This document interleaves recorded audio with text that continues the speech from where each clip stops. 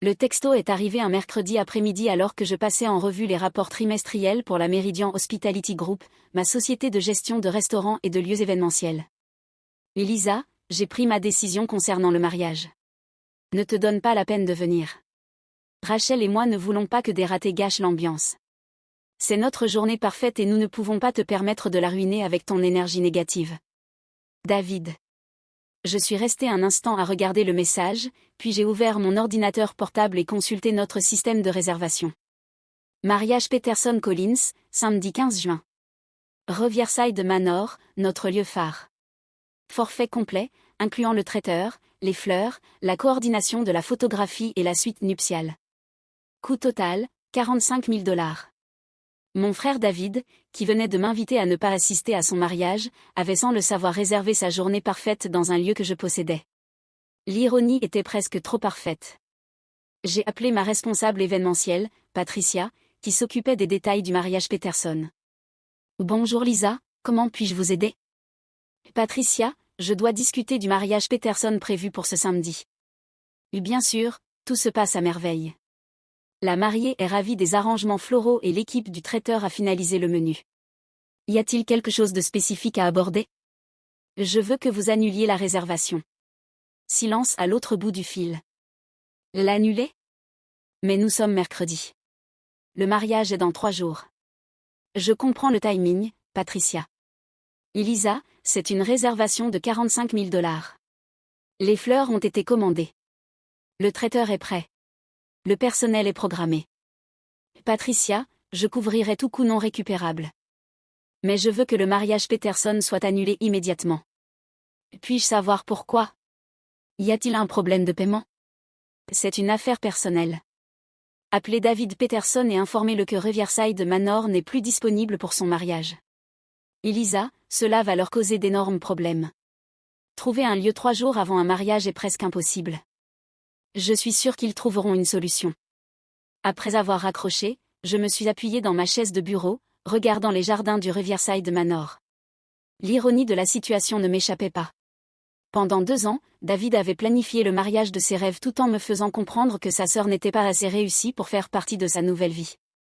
David était directeur marketing dans une entreprise de taille moyenne, fiancé à Rachel, une hygiéniste dentaire. Ils étaient des professionnels de la classe moyenne solide, ayant passé des mois à se vanter de leur plan de mariage élaboré et de leur ascension sociale. Ce qu'ils ne savaient pas, c'est que leur sœur, ratée, possédait un empire de l'hôtellerie valant plus de 30 millions de $. Meridian Hospitality Group avait commencé il y a 8 ans lorsque j'avais acheté un restaurant en faillite avec l'argent que j'avais gagné en vendant ma première start-up tech. Un restaurant est devenu 3. Puis je me suis développée dans le catering, puis dans les lieux événementiels. Nous possédons maintenant 12 restaurants et 6 lieux événementiels dans tout l'État. Mais pour ma famille, je n'étais que Lisa qui travaille dans des restaurants et n'a jamais voulu s'installer. Ils n'avaient aucune idée que j'employais plus de 300 personnes et que mes lieux accueillaient certains des événements les plus exclusifs de la région. Mon téléphone a sonné 15 minutes plus tard. Numéro de David. Elisa? Elisa, quelque chose de terrible est arrivé. Qu'est-ce qui ne va pas, David? Le lieu du mariage nous a annulés. 3 jours avant le mariage. Oh non, c'est terrible. Quel lieu? Riverside Manor. Nous avons versé un acompte de 10 000 $, tout était organisé autour de cet endroit, et maintenant ils disent qu'ils ne peuvent pas nous accueillir. T'ont-ils donné une raison? Quelque chose à propos de conflit de planning. Lisa, nous avons 150 invités venant d'autres États. Les invitations mentionnaient Riverside Manor. Nous ne pouvons pas simplement déplacer le mariage. Cela semble effectivement une situation difficile. Elisa, tu travailles dans les restaurants, non? Connais-tu quelqu'un dans l'événementiel qui pourrait avoir de la disponibilité ce samedi? Je fis une pause. David, laisse-moi comprendre quelque chose. Tu m'as envoyé un texto il y a 3 heures disant que tu ne voulais pas de moi à ton mariage parce que je suis une ratée. Et maintenant tu appelles pour demander mon aide. Elisa, c'est une urgence. Je gérerai la liste des invités plus tard, mais pour l'instant, j'ai besoin de trouver un lieu. Je vois. Donc quand tu as besoin de quelque chose, je ne suis plus trop une ratée pour que tu me parles. Elisa, ne ramène pas ça à nos drames familiaux. Mon mariage est sur le point d'être ruiné. Ta journée parfaite. Tu veux dire celle qui serait ruinée par la présence de ta sœur ratée? Elisa, s'il te plaît. Je suis désespérée. Et David, je suis confuse. Si je suis vraiment une ratée, comment pourrais-je t'aider avec ton problème de lieu? Parce que tu connais du monde dans le secteur de la restauration. Peut-être que quelqu'un connaît quelqu'un. Je connais du monde dans la restauration, David, mais je ne comprends pas pourquoi tu voudrais l'aide d'une ratée. Elisa, je suis désolée pour le texto, d'accord? J'étais stressée par l'organisation du mariage et j'ai dit des choses que je ne pensais pas. Quelle chose tu ne pensais pas? La partie où je suis une ratée, ou celle où tu ne voulais pas de moi là-bas? Parce que ce sont deux problèmes distincts. Écoute, on peut discuter de la liste des invités après avoir résolu la crise du lieu. Pour l'instant, j'ai juste besoin d'options. Options venant de ta sœur ratée. Elisa, m'aideras-tu ou pas? Je regardais par la fenêtre de mon bureau les équipes préparant les jardins pour l'événement de samedi, maintenant annulé. Et David, laisse-moi passer quelques appels et voir ce que je peux trouver. Merci, Lisa. Tu me sauves la vie. Après avoir raccroché, j'appelais Patricia à nouveau. Patricia, la famille Peterson appellera probablement d'autres lieux, cherchant désespérément une disponibilité pour samedi. J'imagine. Lisa, es-tu sûre de cette décision? Il semble un couple adorable et la mariée était si excitée. Patricia, ils trouveront un endroit. Peux-tu compiler une liste de lieux qui pourraient avoir une disponibilité de dernière minute? La plupart des lieux réputés se réservent des mois voire des années à l'avance, mais je peux contacter quelques endroits plus petits qui pourraient les accueillir. Parfait. Et Patricia, quand ils appelleront ici pour rétablir leur réservation, la réponse sera non. Nous sommes entièrement occupés avec d'autres événements. Compris. 1 heure plus tard, mon téléphone vibrait avec des textos de plusieurs membres de la famille, qui avaient apparemment entendu parler de la crise du lieu. Maman, Lisa, David m'a parlé du problème du lieu. C'est terrible. Peux-tu les aider à trouver un autre endroit? Kevin, mon frère cadet, j'ai entendu parler du désastre du mariage de David. Tu connais quelqu'un dans l'événementiel qui pourrait t'aider? Tante Margaret, Lisa, ton frère est dévasté par l'annulation du lieu. La famille doit rester soudée dans ces moments. Je trouvais fascinant à quelle vitesse j'étais passé de « raté qui gâcherait la journée parfaite » à « membre de la famille qui devrait t'aider en cas de crise ». David a rappelé ce soir-là. Elisa, j'ai appelé tous les lieux toute la journée. Tout ce qui est correct et complet. Les quelques endroits avec disponibilité sont soit hors budget, soit complètement inappropriés pour le type de mariage que nous avions prévu. Ça a l'air stressant. Elisa, c'est un désastre. Rachel pleure. Ses parents ont pris l'avion depuis la Californie. Nous avons des parents venant de 12 États différents. Je suis désolée de l'apprendre, David. Elisa, je dois te demander quelque chose, et s'il te plaît, ne le prends pas mal. Quoi donc? Penses-tu qu'il y aurait un moyen que Riverside Manor reconsidère? Je veux dire, si nous offrions plus d'argent ou acceptions des conditions différentes? Je ne sais pas, David. Pourquoi ne les appelles-tu pas pour demander? Je les ai appelés 3 fois. Ils continuent de dire que la décision est définitive et qu'ils ne peuvent pas en discuter davantage. Elisa, tu ne crois pas que ça ait un lien avec notre conversation par texto tout à l'heure, n'est-ce pas? Que veux-tu dire? Je veux dire, c'est juste une étrange coïncidence qu'ils annulent juste après notre désaccord. Et David, tu penses vraiment que j'ai réussi à convaincre un lieu événementiel haut de gamme d'annuler ton mariage à 45 000 $ juste parce que tu as blessé mes sentiments? Quand tu le formules comme ça semble ridicule. Ça semble ridicule, oui. Tu as raison. Je suis juste stressée et je cherche des explications. David, puis-je te poser une question? Bien sûr. Que crois-tu réellement que je fais comme travail? Tu travailles dans les restaurants, non? Genre management ou quelque chose comme ça. Quelque chose comme ça.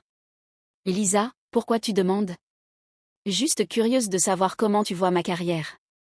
Et écoute, je sais que tu travailles dur et je suis sûre que tu es bonne dans ce que tu fais.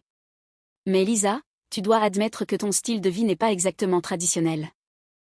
Comment ça? Tu as 32 ans. Tu vis seule. Tu travailles tout le temps. Tu n'as pas de famille. Et ça fait de moi une ratée. Ce n'est pas ce que je voulais dire. David, que voulais-tu dire quand tu m'as traité de ratée dans ton texto? David resta silencieux un moment. Elisa, j'étais stressée. L'organisation d'un mariage, c'est fou. Et les parents de Rachel posaient des questions sur la dynamique familiale. Et quoi? Et je suppose que je pensais que te voir au mariage pourrait soulever des questions. Pourquoi tu es encore célibataire? Pourquoi tu n'as pas une carrière plus conventionnelle? Pourquoi tu es différente de nous? Et différente comment? Elisa, tu sais ce que je veux dire. Kevin est marié et a des enfants. Je vais me marier. Toi, tu fais juste ton truc à toi. Mon truc à moi. Oui. Et ça va. Ça te va. Mais pour mon mariage, je voulais que tout soit parfait, traditionnel, comme si nous étions une famille réussie. Et je ne corresponds pas à cette image. Elisa, ne le prends pas personnellement. Et David, tu m'as désinvité de ton mariage parce que je ne rends pas ta famille assez réussie. Comment suis-je censé le prendre? Elisa, laisse-moi te poser une autre question. Quoi? Si tu découvrais que j'étais plus réussie que tu ne le pensais, cela changerait-il ton opinion sur ma présence à ton mariage? Que veux-tu dire? Je veux dire, si ma carrière non conventionnelle s'avérait en réalité très lucrative, serais-je soudainement la bienvenue pour ta journée parfaite? Elisa, c'est une hypothèse bizarre. Vraiment? Écoute, peu importe combien tu gagnes d'argent. Le point est que tu ne corresponds pas à l'image de famille que nous voulons projeter. L'image de famille. Elisa, la famille de Rachel est très traditionnelle. Son père est médecin. Sa mère est enseignante. Ils s'attendent à ce que les invités du mariage soient, tu sais, conventionnels. Et je ne suis pas conventionnelle, n'est-ce pas, David? Laisse-moi clarifier. Tu m'as désinvité parce que je ne suis pas assez conventionnelle pour la famille de Rachel. Mais maintenant tu me demandes de l'aide pour trouver un lieu parce que je travaille dans la restauration. Oui. Tu vois la contradiction là-dedans? Quelle contradiction? Tu as besoin de mes contacts professionnels pour résoudre ton problème, mais ma profession n'est pas assez respectable pour ton mariage. David resta silencieux un long moment. Elisa, je n'avais pas pensé à ça de cette façon. Et non, je ne crois pas que tu y aies pensé. Jeudi matin, David a appelé à nouveau. Il avait l'air désespéré. Elisa, nous avons trouvé un endroit qui pourrait convenir, mais c'est un centre communautaire, et ce n'est rien comme ce que nous avions prévu. Rachel est dévastée. Je suis désolée de l'apprendre. Elisa, je dois te demander directement. As-tu des contacts à Riverside Manor? Y a-t-il un moyen que tu puisses influencer leurs décisions? Je souris. Pourquoi tu demandes ça? Parce que j'ai pensé à ce que tu as dit hier à propos des contradictions. Et j'ai réalisé que je ne sais en fait pas grand-chose de ton travail. Continue. Je sais que tu travailles dans la restauration, mais je ne sais pas dans quel restaurant ni quel est ton rôle. Où? Lisa, es-tu plus performante que je ne le pensais? Qu'est-ce qui te ferait penser ça? Parce que tu vis dans ce joli loft du centre-ville. Tu conduis une voiture neuve. Tu voyages. Et j'avais juste supposé que tu t'en sortais à peine parce que ton travail semble tellement différent des carrières traditionnelles. Différent des carrières traditionnelles. Elisa, dis-moi juste. As-tu des contacts qui pourraient nous aider? Et David, et si je te disais que je ne travaille pas seulement dans des restaurants? Et si je te disais que je possède des restaurants? Tu les possèdes? Plusieurs restaurants et lieux événementiels. Elisa, tu es sérieuse? Et si je te disais que la raison pour laquelle Riverside Manor a annulé ton mariage, c'est parce que je leur ai demandé? Silence complet à l'autre bout du fil. Elisa. Et si je te disais que je possède Riverside Manor, David? C'est impossible. Vraiment? Elisa, tu ne peux pas posséder Riverside Manor. Cet endroit vaut des millions. Il vaut des millions. Plusieurs millions, en réalité. Elisa, arrête de plaisanter. Ce n'est pas drôle. Je ne plaisante pas, David. Je possède Meridian Hospitality Group. Nous possédons 12 restaurants et 6 lieux événementiels, y compris Riverside Manor. Tu es sérieuse? Je suis sérieuse. Elisa, ça veut dire... Ça veut dire que ta sœur ratée a annulé ton mariage parfait parce que tu ne voulais pas que des ratés gâchent l'ambiance. Oh mon Dieu. Ta sœur ratée qui possède le lieu que tu avais réservé pour ton mariage de rêve. Elisa, je n'avais aucune idée. Bien sûr que non, parce que tu ne t'es jamais intéressée à mon travail au-delà de supposer qu'il n'était pas assez impressionnant pour ton cercle social. Elisa, s'il te plaît. On peut arranger ça. Vraiment? Oui. Je suis désolée. Je suis tellement désolée. Je n'avais aucune idée que tu étais aussi performante. Et David, je suis curieuse. Es-tu désolée parce que tu as blessé mes sentiments, ou parce que tu as découvert que j'étais plus riche que tu ne le pensais? Les deux. Elisa, je suis désolée de t'avoir traité de raté. Es-tu désolée parce que c'était méchant, ou parce que c'était inexact? Parce que c'était les deux. Donc si j'avais vraiment été une ratée, il aurait été acceptable de me désinviter. Et non, ce n'est pas ce que je voulais dire. David, que voulais-tu dire? Je voulais dire que je me suis trompée sur tout. Sur ta carrière, sur ton succès, sur le fait de t'avoir désinvité. Et si tu avais eu raison à propos de ma carrière? Si j'avais vraiment eu des difficultés financières et mené une vie non conventionnelle? David resta silencieux un long moment. Elisa, je pense que je me serais trompée même dans ce cas. Pourquoi? Parce que tu es ma sœur, et ça devrait compter plus que le type de travail que tu fais ou combien d'argent tu gagnes. Et ça devrait? Oui. Elisa, peux-tu me pardonner? David, pardon et conséquences sont deux choses différentes. Qu'est-ce que ça veut dire? Cela signifie que je peux te pardonner d'avoir été snob, mais ça ne veut pas dire que je vais te rendre ton lieu. Elisa, s'il te plaît. Nous avons 150 invités. Rachel sera humiliée. Rachel sera humiliée parce que le lieu de son mariage a été annulé, ou parce que les gens découvriront que son futur beau-frère possède le lieu et l'a annulé? Elisa. Parce que ce sont deux types d'embarras différents, David. Elisa, que veux-tu que je fasse? Je veux que tu comprennes que les actions ont des conséquences. Je comprends. Vraiment? Parce qu'il y a 3 jours, tu as décidé que ta sœur n'était pas assez bonne pour ton mariage. Aujourd'hui, tu demandes à cette même sœur de sauver ton mariage. Elisa, je me suis trompée. Sur quoi? Sur tout. Sur le fait que tu sois une ratée. Sur le fait que tu ne corresponds pas à l'image de notre famille. Sur le fait de t'avoir désinvité. Et qu'est-ce qui t'a fait changer d'avis? Découvrir à quel point tu es performante. Donc tu ne me respectes maintenant que parce que j'ai de l'argent? Non, ce n'est pas. Lisa, ce n'est pas ce que je voulais dire. Que voulais-tu dire? Je voulais dire que j'aurais dû te respecter avant même de connaître ton succès. Pourquoi? Parce que tu es ma sœur. Et David, je veux te poser une question et je veux que tu réfléchisses bien avant de répondre. D'accord. Si je n'étais pas riche, si j'avais vraiment eu des difficultés financières et mené une vie non conventionnelle, mériterais-je quand même d'être à ton mariage? David resta silencieux un long moment. Oui. Pourquoi? Parce que la famille compte plus que l'argent ou le statut social. Vraiment? Ça devrait. Et David, penses-tu que les parents de Rachel me jugeraient moins sévèrement s'ils savaient que je possède le lieu où leur fille était censée se marier? Probablement.